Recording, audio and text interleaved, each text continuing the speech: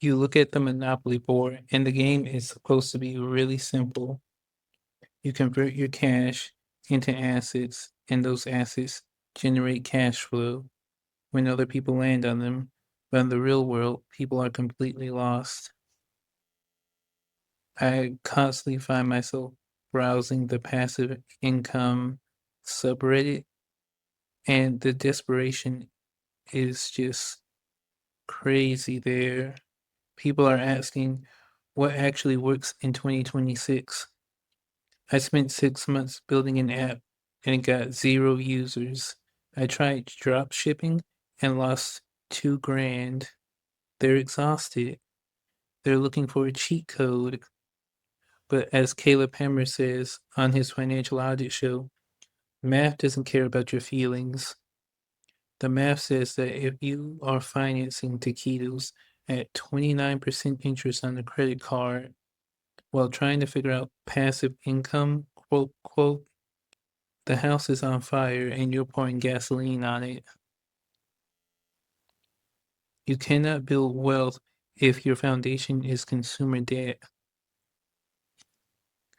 Once you stop the bleeding, there are exactly 5 asset classes that actually work right now. Not crypto scams, not surveys, real assets.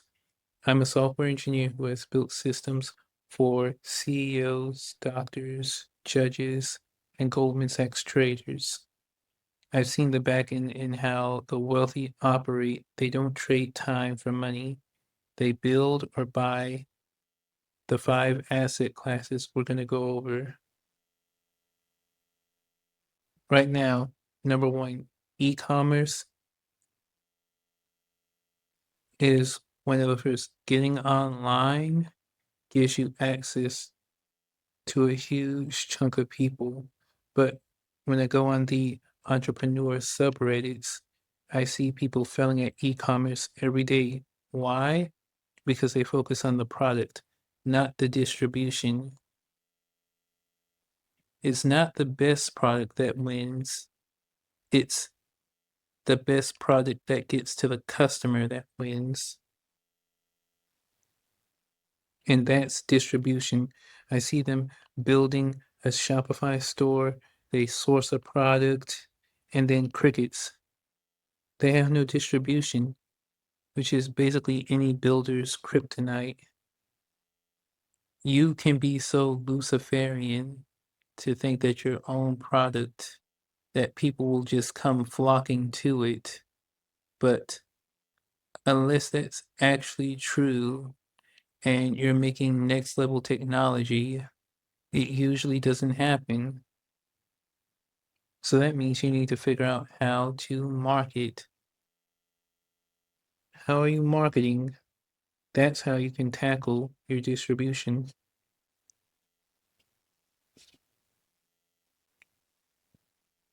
Now people see how e-commerce has totally changed the landscape of everything.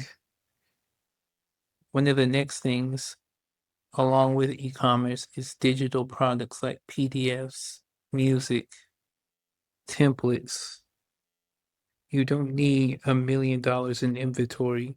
You build a hyper niche audience, 5,000 people who deeply care about your specific topic, and you sell them a digital product. And that can be anywhere from a workflow that comes in JSON to a PDF, and it costs you $0 to replicate. Once that digital product is converting, then you can introduce physical e-commerce if you want. Because you own the audience, the customer acquisition cost is 0. That's what makes digital assets and products so great along with e-commerce. The third asset, SaaS, which stands for software as a service. Now, this is the holy grail of business. Software as a service is just amazing because of the low cost and high margins, but because AI is so rampant now and code is so easy, everybody is trying to create their own SaaS. A lot of people even spend close to a year figuring out how to code, even build an app, and they fail. They fail because they built a solution looking for a problem. Today, with tools like Claude and Cursor, you don't need to spend a year learning syntax. You can build a digital robotaxi, a piece of software that runs automatically 24/7, but you have to solve a bleeding problem for your consumer first. When I built systems for Goldman Sachs traders, we didn't build software because it was cool. We built it because it saved them 3 hours of manual data entry every morning. For a business that is doing something manual, use AI to build a simple web app that automates it. Charge them $49 a month, get 100 businesses to sign up, and now you have close to 5 grand a month in cash flow an asset is producing you that requires almost zero manual labor. I will say you'll have to work on upkeep and maintaining the app and customer relations, but once you get the ball rolling, it's usually just letting the software do itself. And that is basically a digital hotel. That's why software as a service is the holy grail of business, from what I learned in my business classes. The next one is a content business. Content is so important because it can make up for marketing.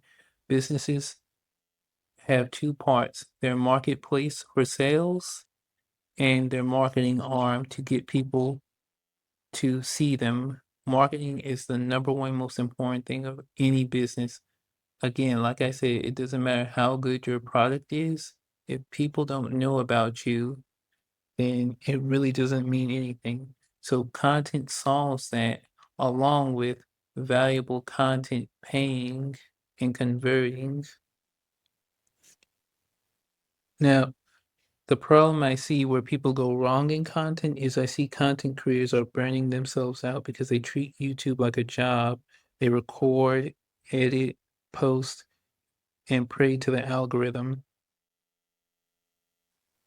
So many people I see wonder why their YouTube channel is not doing great, and it's usually because of their thumbnail, title, or maybe how their niche is. But a lot of people are expecting to blow up overnight, and that's not really how it happens. You may have to post 100 videos before you see 100 subscribers. That can seem really overwhelming to a lot of people. But with today's technology, with apps like Canva, Cursor, Higgsfield, you can do a vast majority of that work with AI. You can design a content factory, a marketing arm. You can design automation tools that let you drop in your videos very quickly and then edit them, clip them, and then send them to you for review, or maybe even post them. That is how you overtake the marketing arm of your business. And then you can basically turn your audience into a dynamic resume. If you have 10,000 people watching you talk about supply chain logistics or the grocery store margins, you'll never need to apply for a job again. The opportunities come to you. The content is an asset, and your audience is leverage. Now, The fifth and final asset is stocks and private businesses. This is where Caleb Hammer's philosophy comes back in full force. You cannot invest in the S&P 500 if you have 15 grand in credit card debt at 25% interest. The math will destroy you. And once you have built the e-commerce store or the SaaS or the digital product, what do you do with the cash flow? You don't buy a $60,000 car, you buy the market.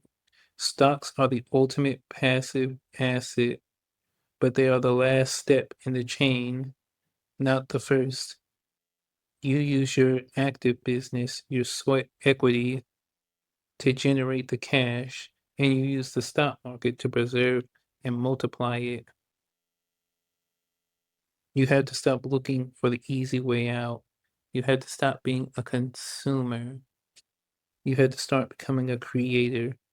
Passive income subreddits are full of people looking for a magic button. There is no real magic button to passive income.